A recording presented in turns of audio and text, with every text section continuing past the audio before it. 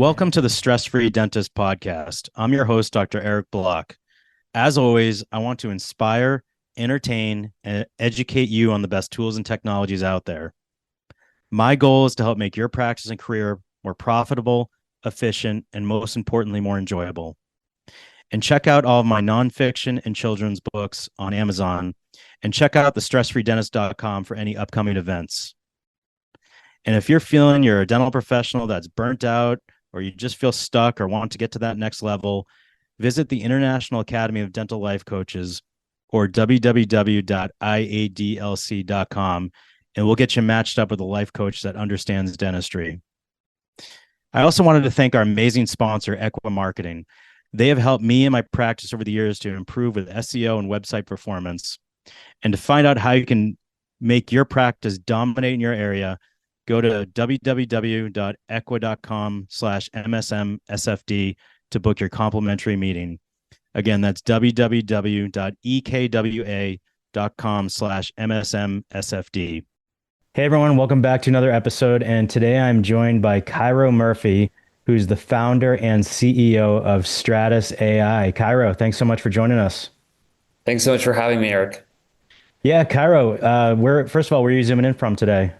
So I'm actually in the office. We have multiple offices, and we have a space right across from the giant stadium in San Francisco. And so it's still early morning over here.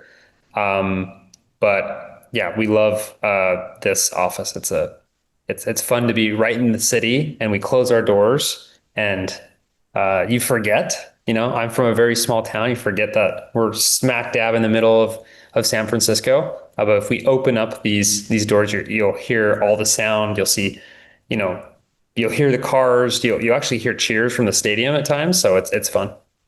And where are you originally from? Syracuse, Utah. So small town, think maybe 7,000 people, tons of cows, and in a rural part of Utah. Now, tell me about Stratus AI. First of all, what is Stratus AI exactly? Yeah, so what we do is we automate the insurance process for dental practices using AI. Our whole unique way to think about it is there are companies that will do the whole process seemingly from end to end, but not very well.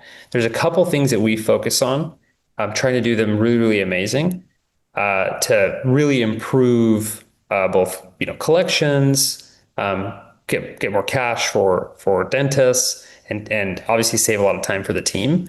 And those principally are insurance verification, doing full breakdowns and doing those really well, and then actually following up on the status of denied claims and doing that part really well, which I think are the most essential parts in the RCM process. So I want to get into all about Stratus AI and everything that the software and the company has to offer. But first, how did you even get involved in dentistry and serving dentists? Yeah, so that's a little bit of a long story, but also I guess interesting. So I kind of growing up in rural Utah, I was actually in college. So I was an engineer at Brigham Young University, thinking I was going to go live the corporate life and work for Amazon Web Services, which recently had that big outage that everyone was talking about.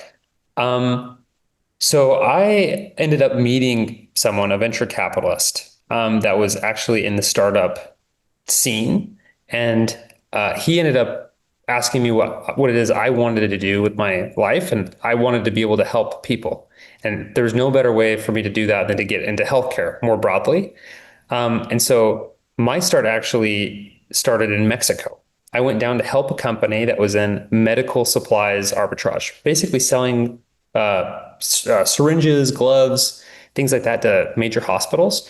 And while I was down there, I realized so many Americans were coming down to Mexico City, Tijuana, for like nose jobs and tons of procedures. And I'm sure probably everybody, all your listeners know this. But what I didn't see was a formal company to actually help people come down for cheaper dental care. And so that's actually my start is I'm probably the enemy, or at that time, it's like I'm bringing people down to essentially get cheaper care in Mexico and not the United States. And so I end up setting up this business, selling tons of dentists on our platform, but ultimately we failed. We were this service that it takes a really long time to build like credibility and a following. And I realized that it really wasn't the biggest pain point for people. Like, yes, I wanted to make things better for patients. Like, yes, I wanted to democratize this the experience of, being able to get dental work done, but it really wasn't the best way to go about it. And so I actually then decided, hey, I need to learn more about this. So I went back to Utah and a place in American Fork, and I worked for a doctor. So I actually I'm sitting there in the front desk, working as an insurance coordinator. And in day one, I realized like that is the biggest problem. It's not staffing. It's not obviously trying to get people to get cheaper dental care. It's the insurance process. It's dentists lose $600,000 a year on average every single year. And there's so much like headache around staff actually calling insurance and trying to get this information. I thought there had to be a better way. And lucky for us, AI was just coming out. I was an engineer, and the timing was right. And tell me about AI. How does it actually work with Yeah. Stratus? So that's a great question. At the beginning, it was a lot of APIs. So people are probably familiar with a lot of services. I mean, there's a lot of competitors. Pretty much everybody isn't doing it the way that we are doing it. They're mostly using APIs, or we would call them eligibility tools or kind of web scraper tools. We decided to take a completely different approach, where we decided, hey, every single insurance company has a phone number. If we have an actual AI robot that can call into the insurance, we can be able to gather these details over the phone. And so our first hurdle, and I remember it actually building it myself before we actually had a team, before we had this company. Our first challenge was, hey, we need to be able to navigate the phone tree to get to the right person, right? Because that's basically what these insurance coordinators will do at the front desk, is they're hitting zero, saying agent, getting insurance eligibility and benefits, getting that person on the phone. So that was our first hurdle, is like, how do we get our AI on the phone? The second part was, well, how do we get insurance to actually listen? Like, how do we, if it's an AI robot, and one of our first concerns, and it was a complete unknown for a while, is will insurance even talk to us? Right? If we're an AI, will it just hang up, and will our service not be effective? So what we ended up having to do was a little bit cleverly, is we had to be able to call from the actual office itself. And so we ended up routing our phone number through the office, or sometimes in some cases, the area code nearby.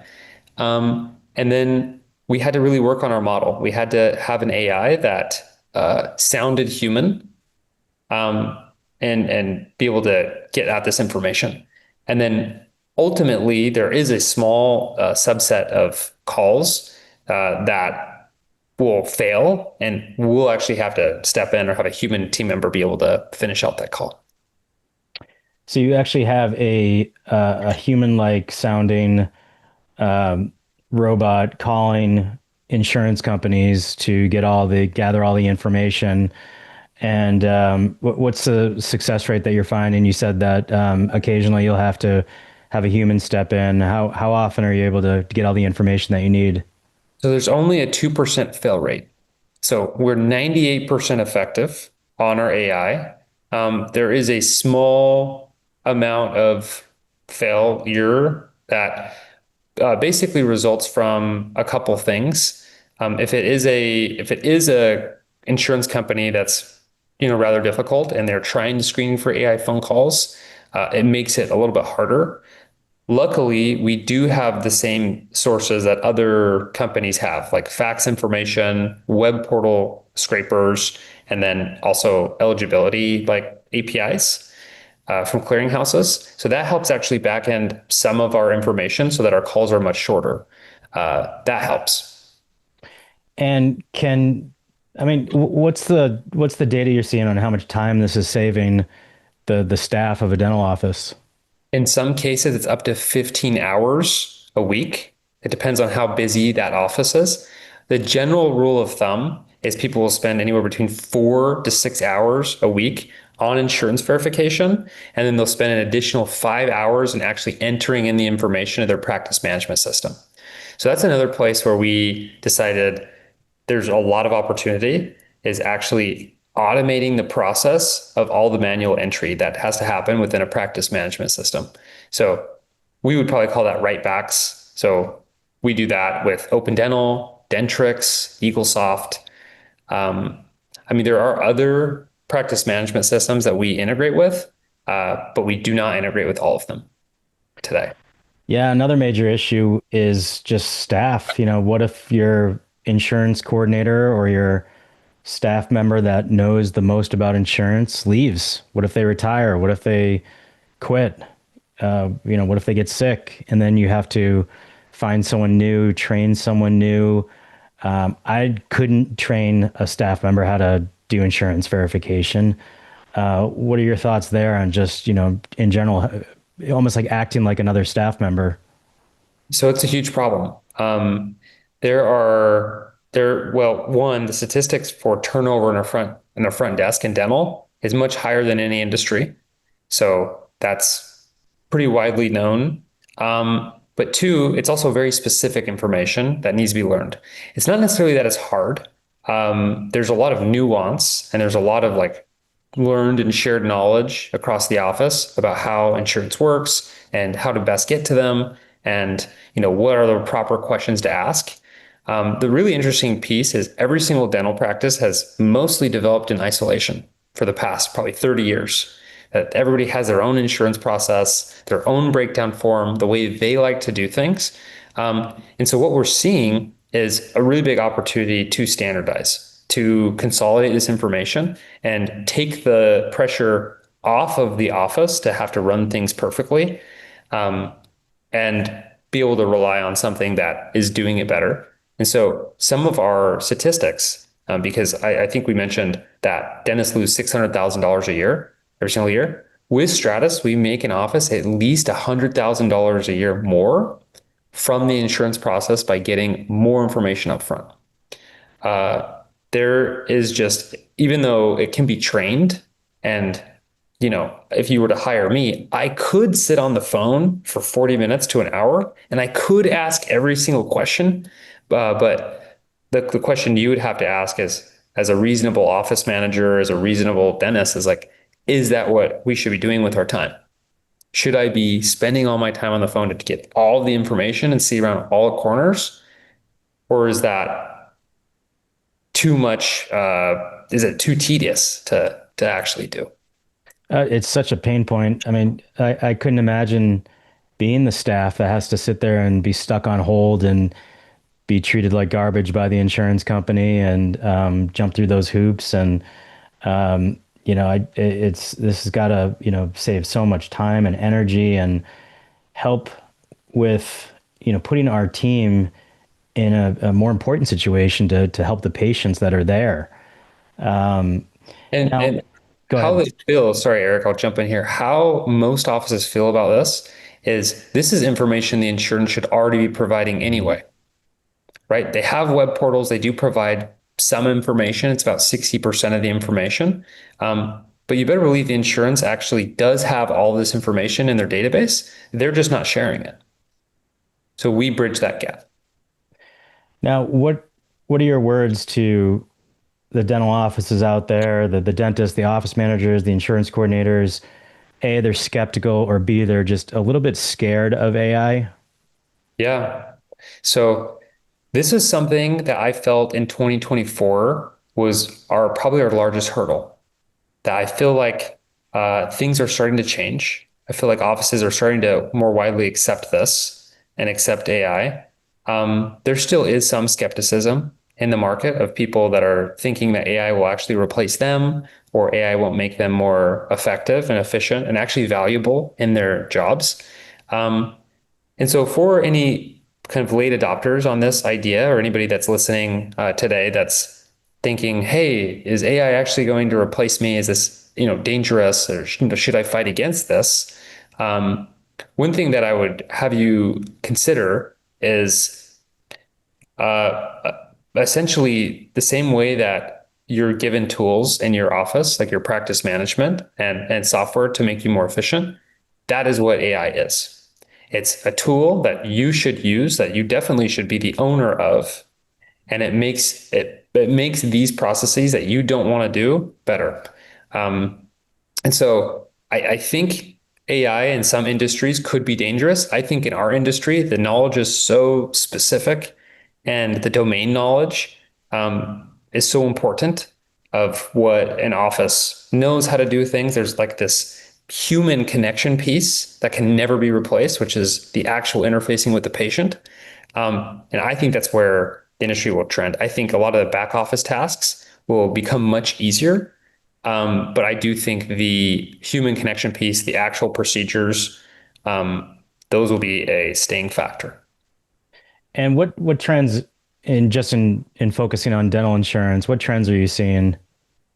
Yes, so there's a couple interesting trends. One, across the RCM space or revenue cycle management, all of the people that opted to build web portal scrapers or these eligibility tools, what we're seeing is insurance companies are actually requiring third-party authorization or like two-factor authentication, right? They're trying to block. They've and I don't want to be the guy to say, hey, insurance is bad, insurance is bad. And maybe everybody probably feels this way or knows this. But the insurance company is not incentivized to work with the dental practice, right? They want to squeeze out as much money as they possibly can and to make the process as difficult as they can while looking like they aren't. And so we saw, similar things when we first built our AI calling solution. They were trying to implement AI on their end to catch our AI. Now what we're seeing is they're putting up these blocks to make sure that it's more difficult for third parties to actually help dental practices. Luckily, Stratus is not affected by this because we chose to actually automate the phone call piece and not have to deal with the APIs as directly. But I think that trend will continue. I do think insurance will fight harder against AI and fight harder against positive change in dental practices. We have some new and interesting things that I could probably talk about later that we think will be the eventual win. Yeah, and it ultimately comes down to the dental insurance company. Does they want to delay, decline, downgrade, do what it takes to not pay, correct? Yeah, so we definitely see that. And what about just AI in general? What advancements are you seeing in AI? It almost seems like, every couple weeks, every month, there's just an advancement and it's moving so quickly. So the biggest piece for us is actually the voice technology.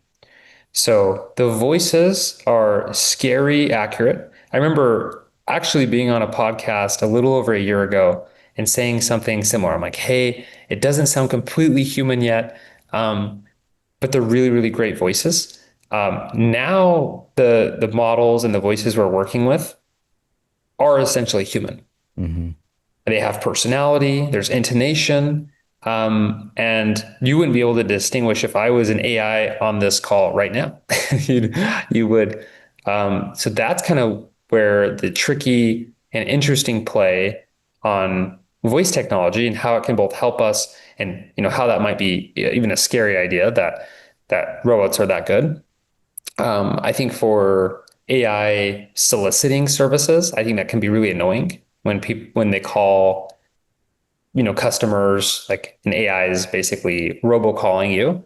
Um, However, in this relationship with insurance, we are actually the customer, right? The dental practice should be getting this information. And so I think it's a perfect use case for AI. Hmm. Just curious, you mentioned how much time it saves staff. Does the robot have to sit there on hold as well? And so it does. And so there are insurance companies like Anthem, Blue Cross Blue Shield is one of them that give you code limits, right? Maybe you can only call and get 5 codes at a time, and then you have to call back. So the beautiful thing about AI is AI doesn't care, right? If it needs to sit on hold, if it needs to take hours to get at information, or even make multiple phone calls, like 5 or 6 phone calls, the AI doesn't care, and we're able to kind of obfuscate and hide that whole process from the office, where from the office end, we're actually running everything on auto. It just shows up in their practice management system. And the big thing is they didn't have to do anything. They just had to turn it on. That's awesome. Yeah, the AI doesn't go to the bathroom. It doesn't need coffee. It's not checking their phone. It's just on. And if, an insurance company is rude to our AI doesn't have a bad day. That's amazing. All right, and you mentioned briefly about what's coming up with Stratus. Tell me some new things that are on the horizon. Yeah, so we just released a new product, Eric. So I'm glad you asked. And it was a very similar problem and similar technology. So we first built our AI for insurance verification to verify all the information. Um, the second piece that was very natural that our customers asked us about was, well, what about when we do get denied claims? Like we have to call, we have to bug the insurance. Typically, it's 3 phone calls we have to do before we actually get paid on denied claims that have been sitting for over 30 days. Sometimes they sit for 30, 60, even 120 plus days without ever being collected. And this is actually money on the table for the practice. It's money on the table for the dentist. And so we utilize that same technology to actually bug the insurance company and collect the denial reason and then get this resolved. And so what it's working as for us is a really, really great feedback loop where we can actually say, hey, with our insurance verification, we're actually better than our competitors because we actually see that, our claim approval rate, we are submitting clean claims, and, the offices that use us have less denied claims. And when they do have denied claims, that's something that, we are handling. Um, there's there's definitely opportunities out there to continue to expand across the RCM stack. We're definitely more interested in how do we make more money for the practice and how do we save more time for the office. And any chance that you're going to get involved with medical insurance? My office, we started doing sleep apnea treatments a few years ago, and so we're dealing with insurance verification with medical insurance. Any possibilities that you're going to be going into that avenue as well? So the beautiful thing about AI and about the way that we've built robots to make these calls is we can program the AI to ask any question to the insurance company that we need to. So we even do codes for sleep apnea today, right? We have called for any medical dental hybrid offices. Even us expanding outside of dentistry is on the table. For us to go into optometry, for example, is on the table. We're mostly interested in dental just because we think there's such a large opportunity where dentists have been neglected for so long, and they don't know what good insurance software looks like. They're very used to just outsourcing it, right, to a company that will, run it in the Philippines or India. And some people are fine with that. Some people are fine with just using like clearinghouses and basically getting nickeled and dimed all the way through until their retirement. And so I think more and more people are realizing that AI can be used for these use cases. There's a couple more opportunities that are interesting around actually payments. So there's, if we're actually able to do things very accurately, we can actually make sure that we're able to collect not only from patients, but that we're actually able to collect from the insurance company. So where the doctor maybe used to be paid 80% of the time, we can actually bump that number and boost it to 90%. and start to take some of the risk on ourselves. That's awesome. And you're helping the dentists to get paid for the work that they did. And that's awesome. And you're really hitting on a major pain point. Cairo, let's wrap up with a couple final questions. Number one, how do we find out more about Stratus? You can leave a phone number, email, website, whatever you want to leave. Great. So our website's usestratus.com. That's USE stratus.com. There we have a team of AEs and sales specialists that you can just book right from the website. And you can join the many dentists that reach out to us every single day to find out more. That's awesome. And let's wrap up with a final question. What advice would you give to the young dentists out there? This is a great question because I am young myself, because I started this right out of college. Something that I think about is the rate of change is increasing every single year. In technology, there's some things that stay consistent in dentistry, but there's a lot of growth right now in technology. I think one thing that I would urge young dentists to think about is how do we apply new technologies in every aspect of our office? That will make them more successful when they look ahead in 5 years, that they were the early adopters, that they were able to figure out the nuances between vendors and be able to apply technology very quickly. I think the general dentist historically has been probably slow to adopt technology. Like if you think about the cloud, for example, the cloud practice management systems just weren't very good, and people were trained to be slow adopters. I would urge young people that AI is different in that it can run in a headless way, an agentic way that runs in the background, and that the promises actually are real on some of the ROI and benefits. And so I would say learn as much as you can. You don't have to go get a degree. I mean, you already went through school and you spent so much time. But there's so much reading out there now that you can do on new models that you can actually be informed when you have conversations with vendors and what to actually look for. Where some people are marketing as AI and you realize it's just a wrapper. It's not a tool that will actually increase the ROI of an office by 20%. And there's other people who are really building the deep tech necessary to do that. And so I would try to jump in with the companies that, I mean, there's a couple, right? There's a couple imaging companies that have done interesting things in AI. There's now scheduling services. And so there's a lot of opportunities popping up. And I think there will probably be a day when everyone is touching AI in some way in the office. Hygiene, assistants will be doing it. And so I would just learn as much as you can. That's great advice. All right, Cairo Murphy, thank you so much for joining us. Awesome. Thank you so much, Eric, for having me. Thanks again for listening to the Stress Free Dentist podcast. And don't hesitate to get in touch with me at info@thestressfreedentist.com. And if you haven't already, please subscribe on your favorite platform and leave us a review. Until the next episode, I'm Dr. Eric Block, the Stress Free Dentist.